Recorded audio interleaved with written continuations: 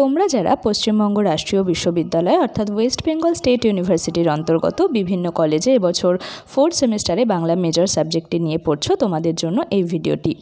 তোমরা এই ভিডিওর মাধ্যমে দেখতে পাবে যে তোমাদের কত ক্রেডিট রয়েছে, কত নম্বরের পরীক্ষা দিতে হবে এবং সম্পূর্ণ যে মেজরের সিলেবাসটি সেটা নিয়েও বিস্তারিত আলোচনা করব।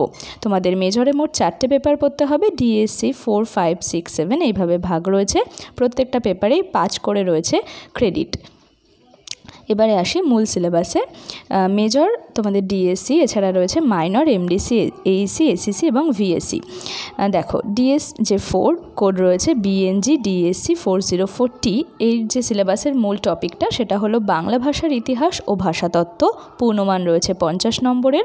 ইউনিট 1-এ রয়েছে প্রাচীন ভারতীয় আর্য ভাষা থেকে আধুনিক ভারতীয় আর্য ভাষায় বিবর্তন, বাংলা ভাষার উদ্ভব এবং প্রাচীন, আদি, মধ্য, অন্তমধ্য ও আধুনিক বাংলা ভাষার ভাষাতাত্ত্বিক লক্ষণ। এর মধ্যে আবার বিস্তারিতভাবে ভাগ করে দেওয়া রয়েছে ব্র্যাকেটের মধ্যে ভাষার বংশানুগত শ্রেণী বিভাগ, আর্য ভাষা বংশ, ভারতীয় আর্য ভাষার যুগ বিভাগ, বৈশিষ্ট্য ও তাদের সাহিত্যিক নিদর্শন।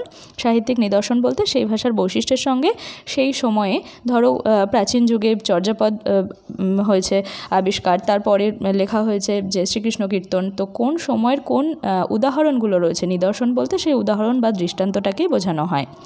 বাংলা ভাষার উৎস, ইতিহাস, যুগবিভাগ, ভাষাতাত্ত্বিক বৈশিষ্ট্য ও তাদের সাহিত্যিক নিদর্শন সম্পর্কে ধারণা। এই বিষয়গুলো নিয়ে কিন্তু তোমরা কম বেশি 11-12-এ পড়ে এসেছো, তো খুব একটা কঠিন হবে না, একটু বিস্তারিত পড়তে হবে যেহেতু এটা কলেজ এবং তোমরা অলরেডি 4th সেমিস্টারে উঠে গেছো। ইউনিট 2-এ রয়েছে বাংলা ভাষার উপভাষা সংক্রান্ত আলোচনা। এটাও কিন্তু তোমরা স্কুল লেভেলে পড়েছো যে 5টা উপভাষা থাকে, রাঢ়ী, বঙ্গালী, সেগুলোরই কিন্তু বিস্তারিত এখানে পড়তে হবে। কী কী টপিক পড়তে হবে দেখে নাও। ভাষা সম্প্রদায়, ভাষা উপভাষার সম্পর্ক, সামাজিক উপভাষা, সংকেত ভাষা, ইতর ভাষা, আদর্শ সাহিত্যিক ভাষা, বাংলার আঞ্চলিক উপভাষা, প্রত্যেকটার নাম দেওয়া রয়েছে, তাদের অবস্থান, রূপতাত্ত্বিক ও ধ্বনিতাত্ত্বিক বৈশিষ্ট্য এবং নিদর্শন। এরপর রয়েছে ইউনিট 3, এখানে পড়তে হবে বাংলা ধ্বনি পরিবর্তন ও শব্দার্থ পরিবর্তনের ধারা। এর মধ্যে ব্র্যাকেটে দেখো বিস্তারিতভাবে লেখা রয়েছে, সেগুলো তোমরা দেখে নিও কোন কোন ভাগগুলো পড়তে হবে, যেগুলো তোমরা ইতিমধ্যে আগেও স্কুল লেভেলে পড়েছো। এরপর ইউনিট 4-এ রয়েছে রোমান হরফের লিপ্যান্তরকরণ। এটা তোমাদের কাছে একেবারেই নতুন এবং এটা হাতে কলমে শেখার বিষয়। এবং আন্তর্জাতিক ধ্বনিমূলক বর্ণমালার পরিচয় ও লিপ্যান্তরকরণ। এই আন্তর্জাতিক ধ্বনিমূলক বর্ণমালা, যেটাকে ইংলিশে শর্টে আইপিএ বলা হয়, তো সেই আইপিএর একটা ভিডিও কিন্তু আমার চ্যানেলে ইতিমধ্যে দেওয়া আছে, সেটা তোমরা দেখে নিতে পারো। আর এখানে কিছু বিষয় আমাকে ঢেকে রাখতে হয়েছে, সেটা ইউটিউবের কিছু নিয়মকানুনের জন্যই, যেহেতু এখানে গ্রন্থ তালিকা রয়েছে, অনেক লেখকদের নাম রয়েছে, সেগুলো আমি ইউটিউবে দেখাতে পারবো না, সেই জন্য। প্রশ্নের ধরন এখানে দেওয়া রয়েছে, দেখে নাও তোমরা। ব্যাখ্যামূলক রচনাধর্মী প্রশ্ন থাকবে এককে। শব্দ সংখ্যা রয়েছে 300, প্রশ্নের মান 10 এবং প্রতিটি এককে একটি করে বিকল্প প্রশ্ন থাকবে, অর্থাৎ অথবা দিয়ে একটা করে প্রশ্ন থাকবে, দুটোর মধ্যে যে কোনো একটা তোমাদের অ্যাটেন্ড করতে হবে।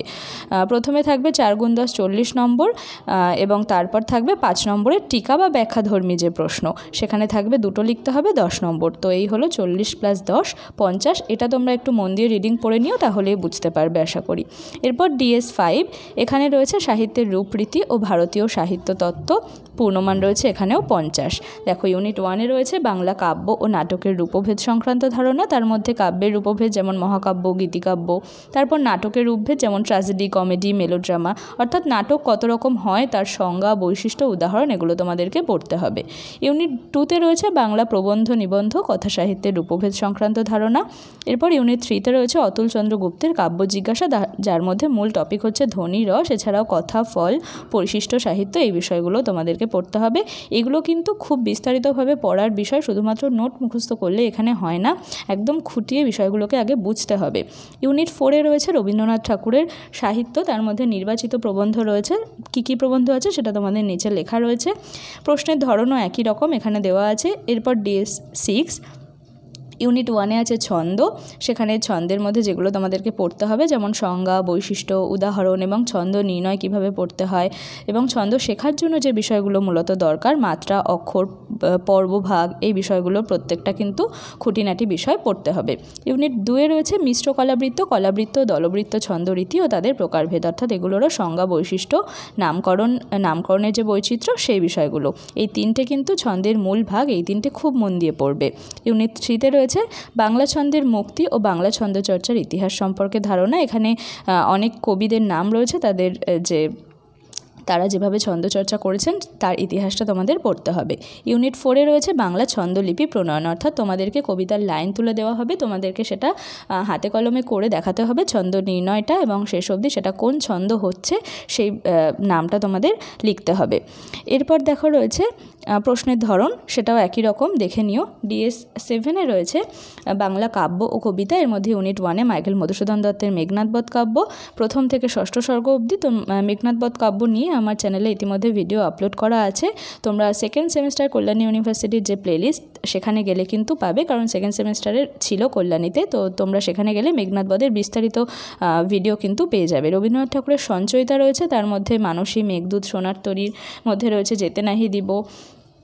তো দেখে নাও কবিতার নামগুলো, এবং সেই সঙ্গে কাব্যগ্রন্থের নামও তোমাদের দেওয়া আছে। ইউনিট 3-তে রয়েছে জীবনানন্দ দাশের শ্রেষ্ঠ কবিতা, তার মধ্যে ঝরা পালক কাব্যগ্রন্থের মধ্যে নীলিমা, ধূসর পাণ্ডুলিপি কাব্যগ্রন্থের মধ্যে রয়েছে বোধ। এরকম প্রত্যেকটা কাব্যগ্রন্থের সঙ্গে সেই কাব্যগ্রন্থের কোন নির্দিষ্ট কবিতাটা তোমাদের পড়তে হবে সেটাও কিন্তু এখানে উল্লেখ করা আছে। ইউনিট 4-এ রয়েছে একালের কবিতা সঞ্চয়ন, তার মধ্যে রয়েছে সুধীন্দ্রনাথ দত্তের লেখা জয়জাতি, অমিয় চক্রবর্তীর সঙ্গতি। প্রত্যেকটাই কিন্তু বাংলা নেটের সিলেবাসের সঙ্গে খুব সম্পর্কযুক্ত। যারা ভবিষ্যতে নেট দেবে ভাবছো, নেট বা সেট, তারা কিন্তু এইগুলো মন দিয়ে পড়ো এবং সেগুলো নিজের সংগ্রহে রেখো। এরপর রয়েছে প্রশ্নের ধরন, তাছাড়া তোমাদেরকে দেখতে হবে আচ্ছা 4, 5, 6, 7। তো এই হলো তোমাদের সম্পূর্ণ মেজরের 4টে পেপারের সিলেবাস। তোমরা কী ধরনের ভিডিও চাইছো সেটা আমাকে অবশ্যই কমেন্ট বক্সে জানিও। আশা করি তোমরা অনেকটা উপকৃত হয়েছো। আর যদি কোনো প্রশ্ন থেকে থাকে সেটা আমাকেও কিন্তু কমেন্ট বক্সে জানাতে ভুলো না। তো আজকের মতো এ পর্যন্তই।